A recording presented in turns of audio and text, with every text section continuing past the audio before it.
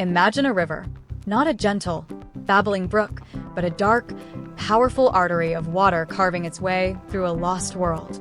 Now, imagine something lurking in its depths. Something so big, it makes a great white shark look like a guppy. A fish so powerful, it didn't just compete with crocodiles, it ate them. This isn't a myth.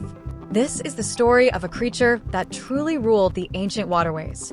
We're not in the age of dinosaurs, but long after. Our journey takes us to the Miocene epoch, a period stretching from about 23 to 5 million years ago. The world was warming, and new forms of life were flourishing. Our stage is set in the vast wetlands and river systems of what is now South America, specifically in the Proto-Amazonian region. This was a super wetland, a sprawling, muddy maze of water and forest teeming with life and with death. And in these murky waters, one predator reigned supreme. This colossal predator is known to science as Rhizodus hibberti. And when we say colossal, we mean it. Forget the biggest fish you've ever seen. Rhizodus could grow up to 7 meters, or about 23 feet, in length. That's longer than a modern saltwater crocodile, and nearly the length of a London double-decker bus.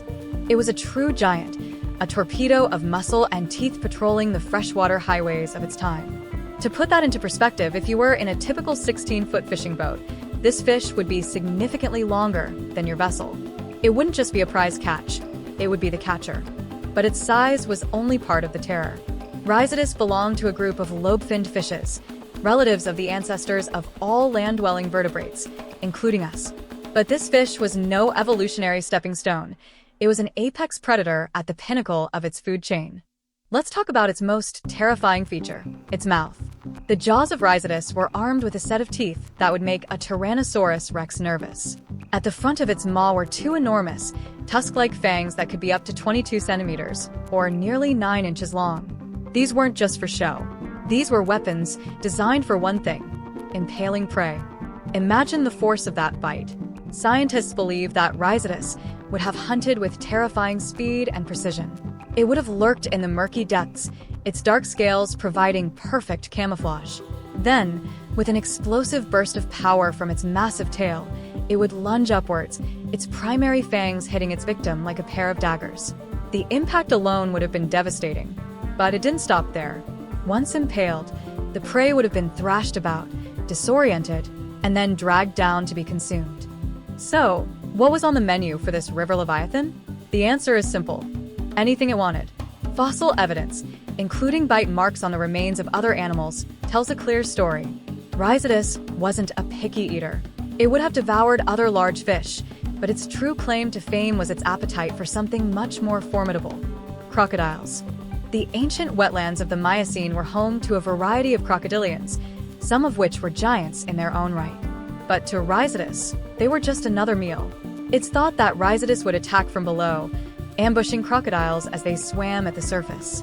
The fish's massive fangs were perfectly suited for piercing the tough, armored hide of a crocodile. It's a chilling thought: a fish that actively hunted and preyed upon the very creatures we consider to be apex predators in modern rivers. So where did this monster fish go?